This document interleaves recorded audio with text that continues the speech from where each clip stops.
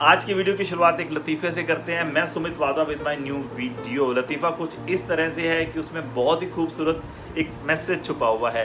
मुझे वो लतीफ़ा इतना अच्छा लगा, वो मैसेज इतना अच्छा लगा कि मुझे लगा मुझे आप लोगों के साथ उस मैसेज को शेयर करना चाहिए। लतीफ़ा कुछ ऐसा है कि एक आदमी जो था वो हर रोज़ सुबह अपने ऑफिस की तरफ निकलते हुए जाते हुए रास्ते में एक गाय जो उसे अक्सर मिला करती थी, उस गाय के लंबे लंबे सींग थे और वो उसे काफ़ी देर तक निहारता रहता था, काफ़ी देर तक उसको देखता रहता था। उसके बाद जब वो अपने ऑफिस में पहुंचता था तो वो गुमसुम सा रहता था, फ्रस्ट्रेट रहता था।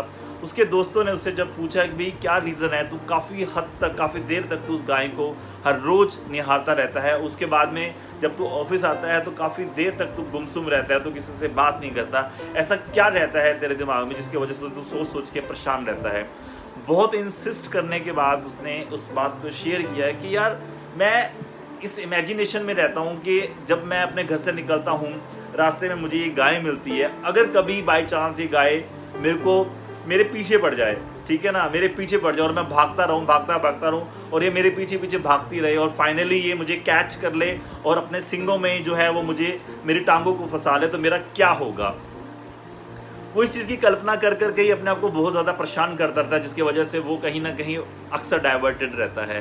तो अगली सुबह या कुछ दिनों के बाद में वो फाइनली अपनी हिम्मत करता है और वो उसी तरह से रास्ते से निकलते हुए गाय की तरफ आता है और उसको लगता है कि आज तो इस चीज़ से कहीं ना कहीं कॉप अप कर लिया जाए।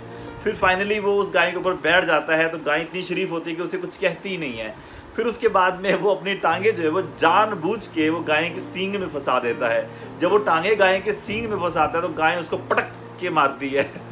अब गाय अगर पटक के मारेगी तो सोचो क्या होगा, उसकी एक टांग टूट जाती है, वो हॉस्पिटलाइज हो जाता है। तो उसके दोस्त जो थे वो उसको फिर से हॉस्पिटल में उसको पूछने के लिए आते हैं। तो उसके दोस्त जब पूछते हैं कि ये क्या हुआ यार, ऐसा क्या हो गया था, तो उसने सारा के सारा जो किस्सा था उनके सामने में बयान किया। तो उसके दोस्तों ने कहा कि यार बहुत बुरा हो गया यार, ऐसा नहीं होना चाहिए था।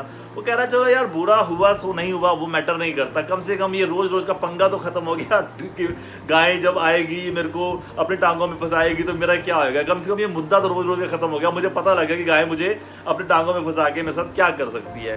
तो it's just a joke apart, लेकिन कहीं ना कहीं हमारी ज़िंदगी में ये चीज़ें को रिलेट होती है। दोस्तों मोस्टली लाइफ में हम लोग इतना अननेसेसरली सोचते हैं कि हम जानबूझ के जो अपनी टांगे हैं वो गाय के सींग में फंसा देते हैं।